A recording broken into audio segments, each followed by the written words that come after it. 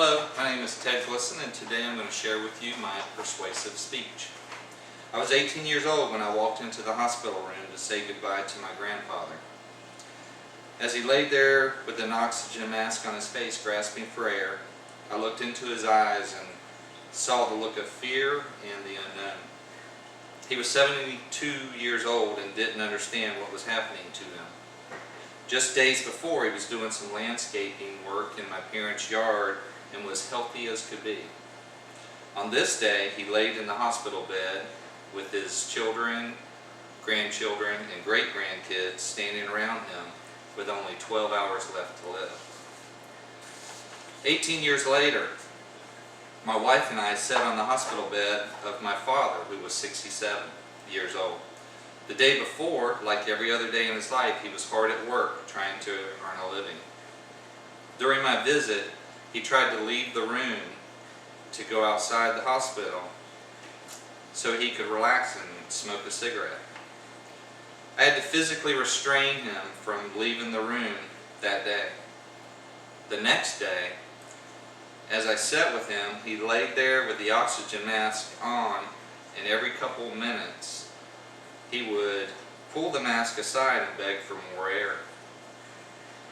That morning, May 6th of 2000, the doctor started increasing his pain medicine so that he would not feel himself not being able to breathe.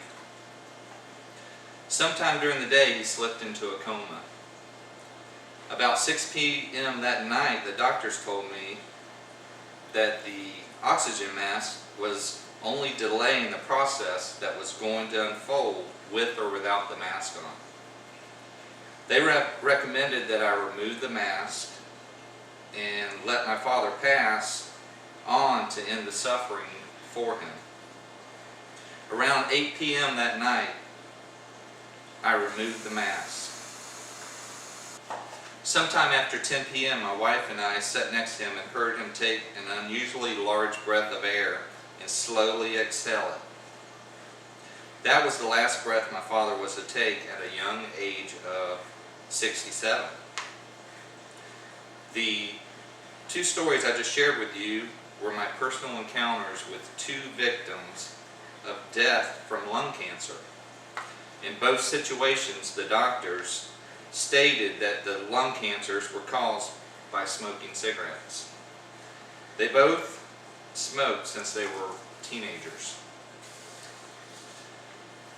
Death rate explorations for the USA for smoking, basically there's 440,000 deaths per year in the United States from smoking. That comes out to 36,666 people per month, or 8,461 people per week, and down to 1,205 people per day. And I pulled that information from the Surgeon General's website.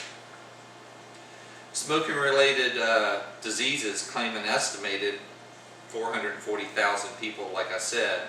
The smoking costs the United States approximately $97.2 billion each year in health care costs and lost productivity.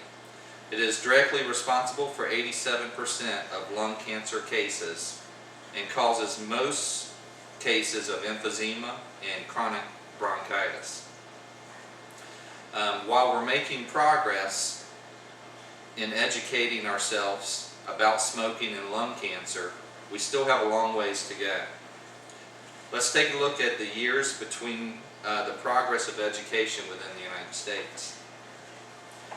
From 1966 to 1970, on the side of the cigarette pack was this statement that said, "Cigarette smoking may be hazardous to your health."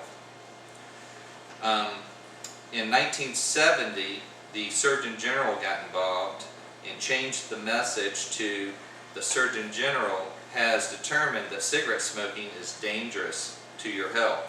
And that message went from 1970 to 1985. After 1985, the Surgeon General changed the message that basically says, Surgeon General's warning, smoking causes lung cancer, health diseases, emphysema, and may complicate pregnancies. In conclusion, it's now 2009. It's been 24 years since that message has been updated.